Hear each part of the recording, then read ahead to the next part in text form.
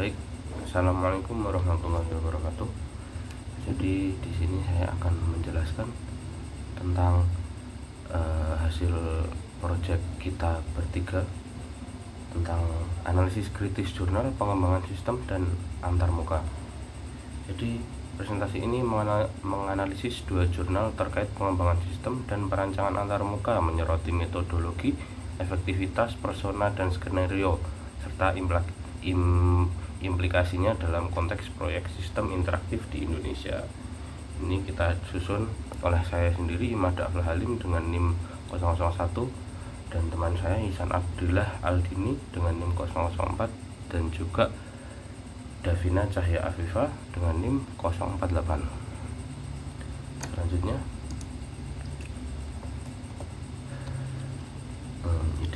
identitas jurnal yang dianalisis. Jurnal pertama kita mengambil jurnal Sistem Informasi Manajemen TJSL. Judulnya pengembangan Sistem Informasi Manajemen TJSL untuk memonitoring dan mengevaluasi program menggunakan metode User Requirement Analysis. Itu penulisnya Bintang Faiz Ananda dan Fatir Rahman Alamsyah, sumber Indonesian Research. Jurnal kedua itu ada judulnya Perancangan Antarmuka Website Company Profile dengan menggunakan Goal Directed Design.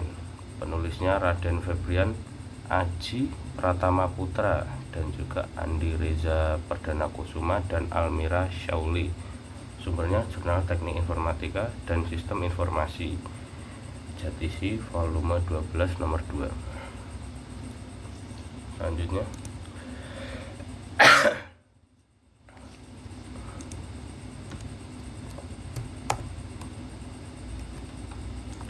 tujuan penelitian dan metodologi perbandingan. Analisis ini bertujuan untuk membandingkan metodologi pengembangan, kualitas analisis kebutuhan, dan validasi kuantitatif atau kualitatif dari kedua jurnal. Perbandingan metodologi pengembangannya mengkaji perbedaan mendasar antara User Requirement Analysis atau disingkat URA dan Goal Directed Design atau disingkat GDD dalam perancangan sistem, serta menganalisis bagaimana filosofi desain yang berbeda ini mempengaruhi hasil akhir sistem back office versus antarmuka publik. Terus kualitas analisis kebutuhan, menilai kedalaman dan kelengkapan dokumentasi kebutuhan pengguna, termasuk evaluasi konsistensi antara identifikasi masalah, pain point, dan fitur yang diusulkan. Kemudian validasi kuantitatif dan kualitatif, membandingkan hasil pengujian usability dari kedua prototipe, termasuk metrik efisiensi, efektivitas, dan SUS, serta analisis umpan balik kualitatif. Kontribusi dan keterbatasan itu merumuskan kontribusi utama kedua studi terhadap praktik pengembangan sistem dan desain UX atau user experience, serta mengidentifikasi keterbatasan untuk penelitian lanjutan. Selanjutnya ada metode penetapan requirement analisis komparatif. Itu ada 3 itu untuk bertujuan untuk membandingkan elemen-elemen kunci dari kedua artikel. Yang pertama itu ada perbandingan metodologi fokus pada pembedaan URA dan GDD serta kesesuaian penerapan dalam sistem internal versus antarmuka publik. Yang kedua ada evaluasi kualitas analisis, menetapkan kriteria untuk menilai kualitas artefak seperti persona, user journey, dan use case diagram. Yang ketiga ada validasi hasil kuantitatif, membandingkan metrik keberhasilan desain, efisiensi, efektivitas, dan skor SUS dari kedua prototipe. Kemudian penerapan persona dan skenario. Nah, ini adalah alat penting untuk memahami kebutuhan dan memvisualisasi alur kerja sistem. Jadi persona itu mengidentifikasi tujuan dan masalah, berfungsi sebagai model representatif fiksi berdasarkan riset, menggambarkan pengguna ideal sistem. Ini membantu mengidentifikasi tujuan utama, misalnya mencari jadwal dokter, dan masalah poin-poin yang dihadapi pengguna. Jadi menjadi dasar penentuan fitur fungsional. Yang kedua, skenario itu untuk memvisualisasi alur kerja.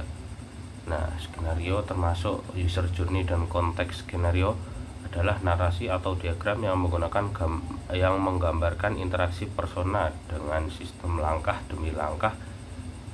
Ini memvisualisasikan alur kerja fungsional, misal activity diagram untuk TJSL dan memetakan emosi pengguna. User journey untuk company profile, menetapkan requirement detail.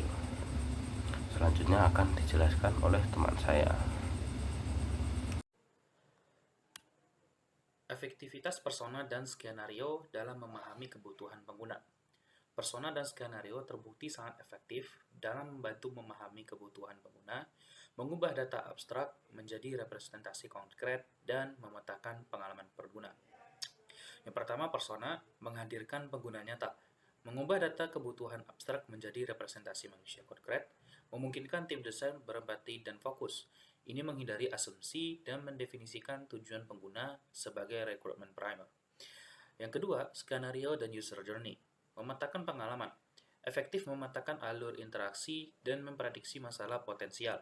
Menggali alur kerja fungsional atau activity diagram dan mengidentifikasi touchpoint kritis atau user journey untuk memperbaiki desain.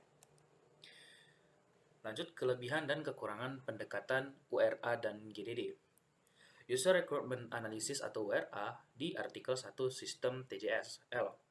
Kelebihan, kuat dalam mengidentifikasikan dan mendokumentasikan kebutuhan fungsional sistem secara rinci, menghasilkan dokumentasi teknis mendalam atau diagram UML sebagai landasan implementasi teknis sistem back office. Kekurangan, kualitas requirement sangat bergantung pada kemampuan pengguna mengartikulasikan kebutuhan, kurang mendorong inovasi, desain, atau alur kerja baru. Yang kedua, Goal Directed Design atau GDD di artikel 2 Company Profile. Kelebihan, menghasilkan prototipe dengan kualitas UX sangat baik, skor SUS rata-rata 77,5, efisiensi 97,5%, mengatasi pain point pengguna dan memastikan desain logis. Kekurangan, membutuhkan fase riset dan pemodelan intensif atau persona user journey yang memakan waktu dan sumber daya. Dokumentasi detail back-end dapat menjadi fokus sekunder. Lanjut, penerapan metode dalam proyek sistem interaktif di Indonesia. Metode GDD dan URA efektif untuk proyek sistem interaktif di Indonesia karena fokus kuatnya pada pengguna dan proses bisnis. Yang pertama, penerapan GDD itu seperti apa? Yang pertama, ideal untuk proyek yang mengutamakan pengalaman pengguna UX dan antarmuka, seperti aplikasi e-learning atau e-commerce. Fokus pada tujuan pengguna melalui persona dan user journey untuk desain intuitif. Yang kedua, penerapan URA. Cocok untuk sistem kompleks dan berorientasi proses bisnis, seperti sistem administrasi kampus, efektif mengidentifikasi kebutuhan fungsional rinci dari berbagai pemangku kepentingan dan pemodelan proses ketat. Jadi, ada beberapa pelajaran yang dapat diambil dari jurnal ini. Yang pertama, pentingnya memilih metodologi yang tepat. Yang kedua, pengguna adalah pusat requirement. Yang ketiga, validasi dan iterasi harus terukur. Lalu, menetapkan requirement sebagai desainer sistem. Yang pertama, melalui persona who and why. Ambil tujuan utama dari persona. Lalu, requirement fungsional harus langsung memenuhi tujuan ini. Yang kedua, melalui skenario how. Buat user journey. Petakan alur kronologis pengguna untuk antarmuka publik, identifikasi setiap touchpoint dan emosi. Lalu buat activity diagram. Lalu hasil akhir, spesifikasi requirement. Gabungan persona dan skenario akan menghasilkan daftar requirement yang lengkap dan terukur. Sekian presentasi dari kami. Bila ada salahnya, mohon maaf. Wassalamualaikum warahmatullahi wabarakatuh.